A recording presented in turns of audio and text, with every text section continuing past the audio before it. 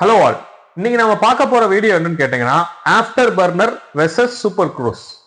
இந்த after burner super க்ரூஸ்லாம் எங்க use பண்றாங்கன்னு கேட்டீங்கன்னா நம்ம ஃபைட்டர் ஜெட்ல வந்து யூஸ் பண்ணிட்டு இருக்காங்க.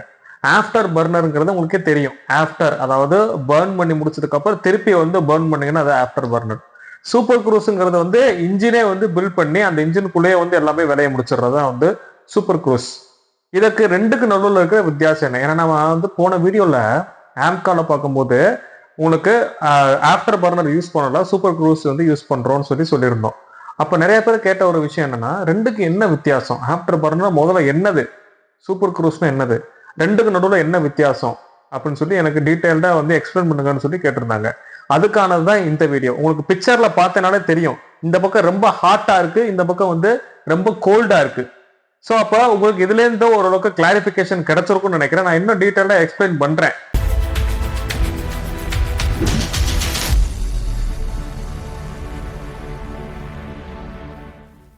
ஏன் நம்மளால மேக் 2ல வந்து டிராவல் பண்ண முடியாது? ஆக்சுவலா மேக்குங்கிறது என்னன்னா, உங்களுக்கு ஏர்கிராஃப்ட் எல்லாம் யூஸ் பண்ணக்கூடிய ஒரு ஸ்பீடு தான் அது. இப்ப நம்ம வந்து வண்டியில போகும்போது எவ்வளவு வேகத்துல போறோம்னு கேட்கிறோம் இல்லையா, அதே மாதிரி ஏர்கிராஃப்ட் வந்து அப்படி கேட்க முடியாது. அதுக்கு யூஸ் பண்றதா வந்து மேக் 2ன்னு பேரு. இந்த மேக் 2னா என்ன மீனிங் அப்படின்னா, ஒளியோட வேகத்தை விட 2 மடங்கு அதிகமான வேகத்துல அந்த விமானம், அந்த ஏர்கிராஃப்ட் வந்து பறக்குதுன்னு அர்த்தம். அப்ப ஒளியோட வேகம்னா நீங்க எதை சொல்றீங்கன்னு கேட்டீங்கன்னா, நம்ம ஸ்பீட் ஆஃப் சவுண்ட் இருக்கு இல்லையா, அதைத்தான் நான் வந்து இதுல குறிக்கிறேன். ஸ்பீட் ஆஃப் சவுண்டுங்கிறது 343 மீட்டர் பெர் செகண்ட். அதாவது ஒரு செகண்டுக்கு 343 மீட்டர் போயிடும். அந்த அளவுக்கு வந்து ஸ்பீட் இருக்கும் ஒளியோட வேகம். அதை விட 2 மடங்கு வந்து அதிகமா போகணும். போனா என்ன நடக்கும் உங்களுக்கு அப்படின்னா, சவுண்ட் டிராவல் ஆகிறதுக்கு முன்னாடியே நம்ம ஃபைட்டர் ஜெட் வந்து முன்னாடி போயிடும். உங்களுக்கு இது புரியும் நினைக்கிறேன். இதை விட நான் இன்னும் கிளியரா சொல்லணும் அப்படின்னா, இப்ப ஒரு ஃபிளைட் வருது அப்படின்னா நம்ம சவுண்டு வந்து ஃபிளைட் அங்க வரும்போதே நம்மளுக்கு சவுண்டு கேட்டுரும், ஏதோ ஒண்ணு வருது அப்படின்னு. அது வந்து அப்படின்னா என்ன மீனிங்னா, சவுண்டு முன்னாடி வந்துருச்சு, ஃபிளைட்டு பின்னாடி வருதுன்னு அர்த்தம். இதுவே சில இந்த போர் விமானங்கள்லாம் பாத்தீங்க அப்படின்னா, அந்த போர் விமானங்கள் தாண்டி போனதுக்கு அப்புறம், அதாவது ஃபைட்டர் ஜெட்ஸ் எல்லாம் தாண்டி போனதுக்கு அப்புறம் உங்களுக்கு சவுண்டு கேட்கும். அப்படின்னா என்ன மீனிங்னா, அந்த விமானம் போனதுக்கு அப்புறம் நம்மளுக்கு சவுண்டு கேட்குது. அதாவது ஒளியோட வேகத்தை விட அதிகமா வந்து அது டிராவல் பண்ணுதுன்னு அர்த்தம். இதுதான் அதுக்கு கரெக்டான மீனிங். சார் அப்போ வந்து கரெக்டா எனக்கு மேல வரும்போது நீங்க கேட்டீங்கன்னா என்ன கேட்டீங்கன்னா, அதுக்கு சானிக் ஸ்பீடுன்னு பேரு. அதாவது கரெக்டா ஒளியோட வேகத்திலேயே பயணம் பண்ணுச்சு அப்படின்னா மேல வரும்போது நம்மளுக்கு சவுண்டு கேட்கும். நான் இப்போ உங்களுக்கு வந்து 3 விஷயம் சொல்லியிருக்கேன். இது உங்களுக்கு தெளிவா புரியும்னு நினைக்கிறேன். இதுல இருந்து ஏன் நம்மளால வந்து மேக் 2க்குலாம் போக முடியுமா, அப்படி போனா என்னென்ன சேலஞ்சஸ் இருக்கும்னு நீங்க கேட்டீங்கன்னா, ஏரே வந்து ஒரு வால் மாதிரி, ஒரு செவுரு மாதிரி வந்து உங்களை பிளாக் பண்ணும். அந்த ஏர்கிராப்ட போக விடாது. ஏன் போக விடாது? அதாவது நான் இதுக்கு இன்னொரு எக்ஸாம்பிள் சொல்றேன். இப்ப ஒரு 100 பேர் நிக்கிறாங்க. 100 பேர் நிக்கும் போது, தம்பி தள்ளுறா தள்ளுறா தள்ளுறா தள்ளுறான்னு சொல்லி நம்ம உள்ள போயிட்டு சவுண்டு போட போட போட அவன் கொஞ்சம் விலகிக்குவா, நம்ம உள்ள போயிடலாம். இதுவே நான் வந்து சவுண்டே போடாம வேகமா வந்து முட்டினா என்ன நடக்கும்? அதேதான் இங்கேயும். அப்ப ஒரு ஏர்கிராப்ட் ரொம்ப வேகமா வந்து அந்த ஏர் பார்ட்டிகல்ஸ் இருக்கு இல்லையா, ஏர் பார்ட்டிகல்ஸ் எல்லாம் வேகமா வந்து முட்டுறதுனால உங்களுக்கு என்ன நடக்கும் அப்படின்னா, அந்த இடத்துல அந்த சவுண்டு வந்து சரி, அந்த ஏர் பார்ட்டிகல்ஸ் வந்து ஒரு வால் மாதிரி உங்களுக்கு கிரியேட் ஆயிரும். முன்னாடி ஒரு செவுரு மாதிரி வந்துடும். இந்த மாதிரி செவுரு வந்தது அப்படின்னா அந்த ஏர் பார்ட்டிகல்ஸ்லாம் இருக்குல்ல, சின்ன சின்ன ஏர் பார்ட்டிகல்ஸ், அதெல்லாம் சேர்ந்து ஒன்னா சேர்ந்து சேர்ந்து சேர்ந்து சேர்ந்து சேர்ந்து நல்லா கம்ப்ரஸ் ஆகும். அப்ப கம்ப்ரஸ் ஆகும்போது அந்த இடத்துல என்ன நடக்கும் அப்படின்னா, ரொம்ப அதிகமான ஹீட் வந்து ப்ரொடியூஸ் ஆகும். இந்த லேயருக்கு பேர் வந்து ஷாக் லேயர்னு பேர். உங்களுக்கு இங்க தெரியுதான்னு தெரியல. இதே மாதிரிதான் ஃபார்ம் ஆகும். உங்களுக்கு காத்துல ஒரு லேயர் மாதிரி ஃபார்ம் ஆகும். இந்த லேயருக்கு பேர் நீங்க என்னன்னு கேட்டீங்கன்னா ஷாக் வேவ்னு பேர். அதாவது செவுருன்னு நீங்க வச்சுக்கோங்க. நம்ம காத்துல ஒரு செவுரு வந்திருக்கு அப்படின்னு. அதுதான் வந்து நான் இங்க கொடுத்துருக்கேன். இதை நான் வந்து இன்னும் உங்களுக்கு தெளிவா சொல்றேன் பாருங்க. இப்ப ஏர் வந்து நம்மளுக்கு நான் சொல்லிட்டேன் எப்படி ஒரு செவுரு மாதிரி அந்த இடத்துல உங்களுக்கு கிரியேட் பண்ணும். இங்க தெரியுதா உங்களுக்கு? இதுதான் அந்த செவுரு. இது எதனால வந்து கிரியேட் ஆகுது அப்படின்னா, நீங்க ஒளியோட வேகத்தை விட அதிகமா பயணம் பண்ணும்போது அங்க முன்னாடி வந்து சவுண்டு போச்சுன்னா பிரச்சனை கிடையாது. ஆனா நீங்க ஃபர்ஸ்ட் போறதுனால அங்க வைப்ரேஷன்ஸ் கிரியேட் ஆகாதனால அந்த ஏர் வந்து நகர முடியாது. அப்படி நகர முடியலன்னா ஒவ்வொரு ஃபர்ஸ்ட் ஏர், செகண்ட் ஏர், தேர்டு, ஃபோர்த், ஃபிஃப்த் எல்லாம் ஒண்ணு சேர்ந்து நல்லா கம்ப்ரஸ் ஆகி நிற்கும். கம்ப்ரஸ் ஆச்சுன்னா என்ன நடக்கும்? அந்த இடத்துல ஹீட் வந்து ப்ரொடியூஸ் ஆகும். இந்த இடத்துல எனக்கு அதிக அளவுல ஹீட் வந்து ப்ரொடியூஸ் ஆகும். இந்த இதுக்கு ஏர்கிராஃப்ட் போதிலே ஏர்கிராஃப்ட் போறதுக்கு முன்னாடி இங்க செவுறு மாதிரி நடக்கும். இப்படி ஷாக் வந்து ஃபார்ம் ஆயிருச்சு அப்படின்னா என்னால வந்து ரொம்ப வேகமா வந்து போக முடியாது, தடுத்து நின்றும். அதுதான் இங்க நடக்குது. அப்ப எனக்கு சப்சானிக்ல பிரச்சனை கிடையாது. சப்சானிக்ன்றது வந்து ஒளியோட வேகத்தை விட கம்மியா போனா எனக்கு ஏதாவது பிரச்சனை நடக்குமான்னு கேட்டீங்கன்னா பிரச்சனை கிடையாது. அங்க ஏர் வந்து moves calmly and low drag. கம்மியான வேகத்துல போனீங்கன்னா எந்த ஒரு பிரச்சனையும் கிடையாது. இதுவே அதிகமான வேகத்துல நீங்க போகும்போது ஏர் கம்ப்ரஸ் ஆகும். ஏர் கம்ப்ரஸ் ஆகிறதுனால சடனா வந்து டிராக் ப்ரொடியூஸ் ஆகும். டிராக்ன்றது ஒண்ணும் இல்லை, உங்களை பின்னாடி பிடிச்சி இழுக்கிற ஒரு ஃபோர்ஸ் தான். விமானம் வந்து வேகமா போகும்போது உங்களை பின்னாடி பிடிச்சி இழுத்துச்சுன்னா அதுக்கு பேர் டிராக்னு இருக்கும். இது ஒரு ஃபோர்ஸ், ரைட்? இப்ப நெக்ஸ்ட், என்னால இப்ப ஒளியோட வேகத்தை விட அதிகமா பயணம் பண்ணும்போது ஏர் இங்க என்ன நடக்குதுன்னா வால் மாதிரி கிரியேட் ஆகுது. இதை உடைக்கிறதுக்கு தான் அவங்க யூஸ் பண்றது ஆஃப்டர் பர்னர். இப்போ வரைக்கும் யூஸ் பண்ணிட்டு இருக்காங்க, ரைட்? அப்ப ஆஃப்டர் பர்னர்னா உங்களுக்கு எப்படி இருக்கும், அதுதான் வந்து நம்ம இந்த வீடியோல பார்க்க போறோம். இந்த ஆஃப்டர் பர்னருங்கிறது, இது இன்ஜின் தெரியுதுல, இது வந்து ஏர்கிராஃப்டோட இன்ஜின். இன்ஜின் இப்படிதான் இருக்கும். உங்களுக்கு ஒரு சின்ன எக்ஸாம்பிள் கொடுத்துருக்கேன். இந்த இடத்துல எனக்கு ஏர் வந்து உள்ள வந்து வரும், இன்ஜினுக்குள்ள வரும். ஏன் ப்ளூ கலர்ல கொடுத்துருக்கேன் அப்படின்னா ஓரளவுக்கு பாமான ஏர், அதனால உங்களுக்கு ப்ளூ கலர்ல கொடுத்துருக்கேன். இங்க வர ஏர் என்ன நடக்கும் அப்படின்னா இந்த லெவல்ல கம்ப்ரஸ் ஆகும். கம்ப்ரஸ்னா பெரிய கம்ப்ரஸ் ஆகும்போது ஹீட் அதிக அளவுல வந்து ப்ரொடியூஸ் ஆகும். அப்ப ஏர் வந்து நல்லா கம்ப்ரஸ் ஆகும்போது இந்த இடத்துல அதிக அமௌண்ட் ஆஃப் ஹீட் ப்ரொடியூஸ் ஆகும். அந்த ஏர் திருப்பி நான் வந்து உள்ள கம்பஷன் சேம்பர்ங்கிறது அந்த இடத்துல ஃபியூயலை ஸ்ப்ரே பண்ணி அதுக்கப்புறம் அந்த ஏரை வந்து உங்களுக்கு பேர்ன் பண்ண வைக்கிறது. அப்ப இந்த இடத்துல எனக்கு என்ன நடக்கும் அப்படின்னா, நல்ல கம்ப்ரஸ் ஆயிருக்க ஏர் உள்ள போனதுக்கு அப்புறம் நல்லா வெப்பம் அதிகமா இருக்கிற இடத்துல நான் அந்த ஃபியூலை வந்து ஸ்ப்ரே பண்ணேன் அப்படின்னா இந்த இடத்துல கம்பஷன், அதாவது நல்லா வெடிச்சிரும். அதுக்கப்புறம் என்ன நடக்கும் அப்படின்னா அந்த எக்ஸாஸ்ட் கேஸ் எல்லாம் இருக்கும் இல்லையா, அந்த கேஸ் எல்லாமே வந்து இப்படி வெளியே வர ஆரம்பிக்கும். இங்க டர்பைன் இருக்கும், ஆக்சுவலா டர்பைன் இருக்கும், அதுக்கு பக்கத்துல வந்து வெளியே வரும். இப்ப வெளியே வர அந்த கேஸ், எக்ஸாஸ்ட் கேஸ் இருக்கு இல்லையா, அந்த கேஸ் கூட நான் திருப்பியும் ஃபியூலை ஆட் பண்ணி திருப்பியும் பேர்ன் பண்ணணும்னா அதுக்கு பிறகு ஆஃப்டர் பர்னர். அதாவது எரிஞ்சு முடிஞ்ச காத்துல கொஞ்சம் ஆக்சிஜன் இருக்கும் இல்லையா, அந்த கொஞ்சம் ஆக்சிஜனையும் நான் விடாம திருப்பி எரிய வைக்கிறது மூலியமா இன்னும் அதிகமான வேகத்துல என்னால போக முடியும். அதுதான் ஆஃப்டர் பர்னர். அந்த ஆஃப்டர் பர்னர் எங்க இருக்கும் அப்படின்னா கம்பஷன் சேம்பருக்கு அடுத்தது இருக்கும், ரைட்? அப்ப அந்த இடத்துல என்ன பண்ணுவாங்கன்னா கம்மியா இருக்கிற அந்த ஆக்சிஜனையும் இன்னொருக்க ஃபியூலை ஸ்ப்ரே பண்ணி எரிய வைக்கிறது. இந்த இடத்துல இப்படி எரிய வைக்கிறதுனால என்ன நடக்கும் அப்படின்னா இன்ஜினுக்கு வெளியே வந்து ஃபயர் வர ஆரம்பிக்கும். நீங்க இந்த ஃபைட்டர் ஜெட் எல்லாம் பார்த்திருப்பீங்க, இன்ஜினுக்கு வெளியே வந்து நெருப்பு வரும். ஓகே, இப்படி வரதுனால உங்களுக்கு நிறைய டிஸ்அட்வான்டேஜஸ் இருக்கு. நான் என்னென்ன ஒண்ணுன்னா சொல்றேன், எவ்வளவு டிஸ்அட்வான்டேஜ் இருக்கும் அப்படின்னு. அதை நான் சொல்லிட்டேன்ல, ஃபர்ஸ்ட் ஏர் வந்து இன்ஜின்குள்ள போகணும், அதுக்கப்புறம் ஏர் வந்து கம்ப்ரஸ் ஆகணும், நல்லா ஹை கம்ப்ரஷன் நடக்கும், அதுக்கப்புறம் வந்து நல்லா உள்ள ஃபியூல் ஸ்ப்ரே பண்ணதுக்கு அப்புறம் நல்லா பேர்ன்ட் ஆகும். பேர்ன்ட் ஆனதுக்கு அப்புறம் நல்ல எக்ஸ்ட்ரீம் டெம்பரேச்சர் இருக்கிறத வெளியே வரும்போது அந்த எக்ஸாஸ்ட் கேஸ் கூட திருப்பி நான் ஃபியூலை ஆட் பண்ணி இன்னொருக்க நான் பேர்ன் பண்ணனா இன்னும் அதிகமான த்ரஸ்ட் கிடைக்கும். இது வந்து ஃபைட்டர் ஜெட்ஸ்ல தான் வந்து முக்கால்வாசி யூஸ் பண்ணிட்டு இருப்பாங்க, ரைட்? நம்ம இந்தியாவிலே வந்து காவேரி இன்ஜின் வந்து நல்லா பில்ட் பண்ணிட்டு இருக்காங்க. ஓகே, அப்துல் கலாம் சாரை வந்து இனிஷியேட் பண்ண அந்த ப்ராஜெக்ட் காவேரி இன்ஜின்றது. நெக்ஸ்ட், இதனால எனக்கு என்னென்ன நடக்கும் அப்படின்னா உங்களுக்கு ஃபியூல் வந்து ரொம்ப அதிகமான வேஸ்டேஜ் இருக்கும். ஃபியூல் இருக்கு இல்லையா, அவ்வளவு வேஸ்டேஜ் உங்களுக்கு இருக்கும். ஏன்னா எனக்கு கொஞ்சம் தூரம் போறதுக்கு நான் அதிக அமௌண்ட் ஆஃப் ஃபியூலை செலவு பண்ணி ரொம்ப வேகமா போகும்போது ஃபியூல் வேஸ்டேஜ் கண்டிப்பா இருக்கும். நான் வந்து உங்களுக்கு ஒவ்வொன்றா சொல்றேன் எப்படி எப்படி இருக்கும் அப்படின்னு. அடுத்தது,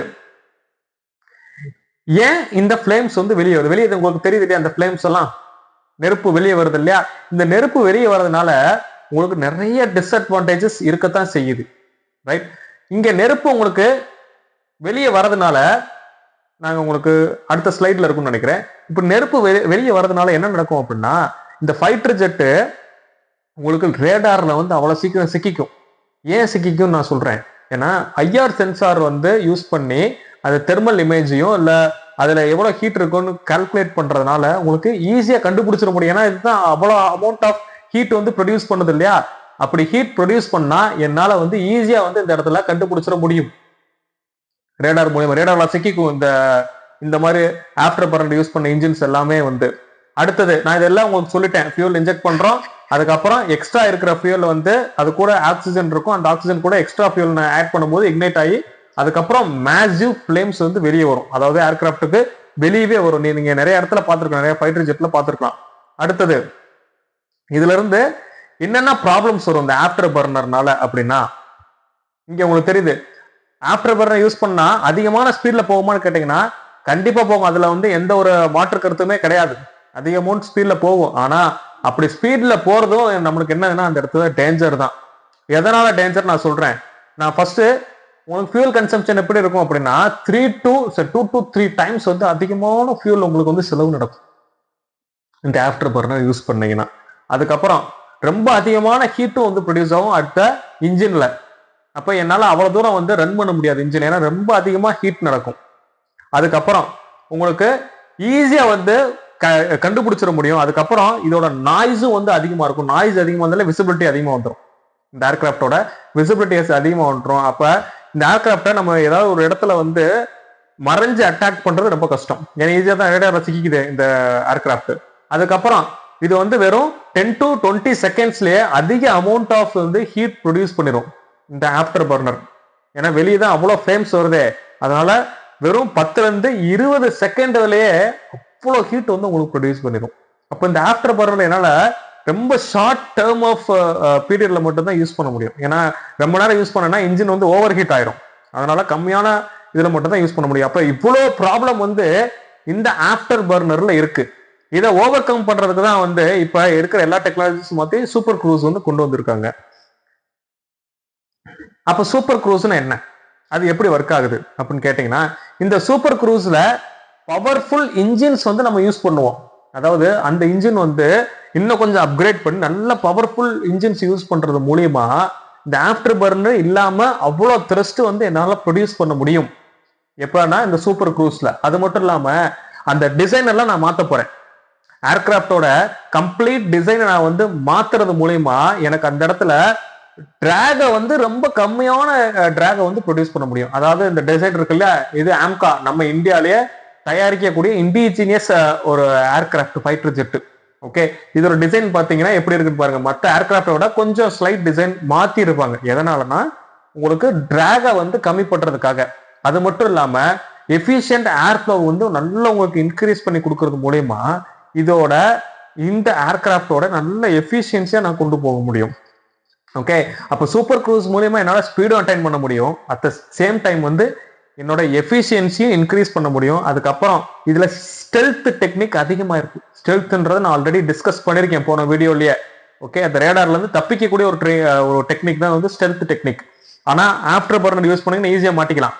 ஓகே, நெக்ஸ்ட் இதுல இருந்து இது எப்படி ஒர்க் ஆகுது நான் வந்து ஆல்ரெடி சொல்லிட்டேன். இன்னொருக்கு நான் உங்களுக்கு கிளியர் கட்டா சொல்றேன். அதாவது இந்த பவர்ஃபுல் இன்ஜின்ஸ் யூஸ் பண்ணி ஹை த்ரஸ்ட் ஹை எஃபிஷியன்சி என்னால கிரியேட் பண்ண முடியும்.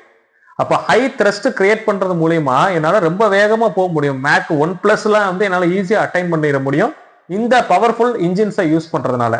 அதுக்கப்புறம் இல்லாம இதோட எஃபிஷியன்சி ரொம்ப கம்மி, ஏன்னா ஃபியூல் வந்து அதுல ஆஃப்டர் பர்னர்ல 2 to 3 மடங்கு அதிகமான ஃபியூல் வந்து செலவாகும். ஆனா இந்த பவர்ஃபுல் இன்ஜின்ஸை யூஸ் பண்றது மூலியமா என்னோட ஃபியூல் எஃபிஷியன்சியும் வந்து இன்க்ரீஸ் ஆகும். அதுக்கப்புறம் உங்களுக்கு இந்த ஏர் ஃப்ரேமையும் ஃபுல்லா வந்து உங்களுக்கு மாற்ற போறேன். அதான் நம்ம ஆம்கா வந்து யூஸ் பண்றோம் இல்லையா. அப்ப என்னோட இது இந்த ஃப்ரேம் ஒர்க்கை ஃபுல்லா நான் ரீடிசைன் பண்றது மூலியமா டிராகை ரெடியூஸ் பண்றேன்.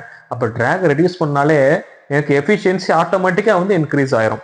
அதுக்கப்புறம் உங்களுக்கு அந்த ஏர் ஃப்ளோவை கரெக்டா ஆப்டிமைஸ் பண்றது மூலியமாவும் என்னால வந்து ஷாக்கை கண்ட்ரோல் பண்ண முடியும். அப்ப இந்த ஷாக் வேவ் கண்ட்ரோல் பண்ணாலே எனக்கு மெஜாரிட்டி ஆஃப் த வேலை முடிஞ்சுன்னு அர்த்தம். அந்த ஷாக் வேவ் என்னன்னு நான் உங்களுக்கு ஆல்ரெடி சொல்லிடுறேன். அந்த செவரு மாதிரி இருக்கும், அந்த செவத்தை நீங்க உடச்சு எறிஞ்சிட்டீங்கன்னா you will go very fast. அதான் நான் சொல்லியிருக்கேன். அப்ப ஆஃப்டர் பர்னர் இல்லாமையே என்னால என்ன பண்ண முடியும், அதிகமான வேகத்துல போக முடியும் இந்த டெக்னிக் யூஸ் பண்ணி. நெக்ஸ்ட் இதுல இருந்து உங்களுக்கு நான் ஒரு கம்பேரிசன் நான் காட்டுறேன். என்ன கம்பேரிசன், ஆஃப்டர் பர்னருக்கும் சூப்பர் க்ரூஸுக்கும் இருக்கிற வித்தியாசம் என்னென்ன அப்படின்னு. இதுல ஃபியூல் எஃபிஷியன்சி பாருங்களேன், ரொம்ப அதிகமா உங்களுக்கு ஃபியூல் தேவைப்படும் எப்ப ஆஃப்டர் பர்னர்ல. ஆனா இங்க பாத்தீங்கன்னா ஃபியூல் எஃபிஷியன்சி வந்து ரொம்ப குறையுது. அதாவது கம்மியான ஃபியூலே எடுத்துக்கிட்டு அதிக தூரம் பறக்க முடியும் இந்த சூப்பர் க்ரூஸ் யூஸ் பண்றது மூலியமா. அதுக்கப்புறம் இங்க ஹீட் வந்து ரொம்ப பெரிய டேஞ்சர் உங்களுக்கு, ஏன்னா உங்களுக்கு ஆஃப்டர் பர்னர் யூஸ் பண்ணாலே அவ்வளோ அதிகமா ஹீட் வந்து ப்ரொடியூஸ் ஆகும். ஆனா இந்த இடத்துல பாருங்களேன், எனக்கு ஹீட் வந்து கம்மியா தான் ப்ரொடியூஸ் ஆகுது. கம்மியா ப்ரொடியூஸ் ஆகுதுனால ஈஸியா ரேடார்ல வந்து எஸ்கேப் ஆயிட முடியும். நெக்ஸ்ட், இதோட டிடெக்ஷன் ரிஸ்க் வந்து ரொம்ப அதிகம். ஏன்னா ஹீட் இருக்கு இல்லையா, ஹீட் இருக்குனால தெர்மல் சென்சார்லாம் மாட்டிக்கும், ஐஆர் எல்லாம் மாட்டிக்கும். ஆனா இங்க ஹீட் அதாவது டிடெக்ஷன் எப்படி இருக்கும் அப்படின்னா ஓரளவுக்கு நார்மலா தான் இருக்கும். எப்படின்னா லேட்டா கண்டுபிடிக்க முடியாதுன்னு நான் சொல்ல, இதை லேட்டா கண்டுபிடிக்கிறது மூலியமா நம்ம அதுக்குள்ள தாண்டியே போயிடலாம். ரைட்.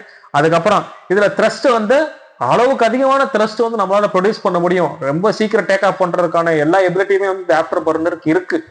ஆனா இங்க அப்படி கிடையாது. ஏன்னா த்ரஸ்ட் வந்து அந்த அளவுக்கு எல்லாம் வந்து உங்களுக்கு வராது. அந்த ஆஃப்டர் பர்னர் ப்ரொடியூஸ் பண்ற த்ரஸ்ட் எல்லாம் வந்து இங்க வராது.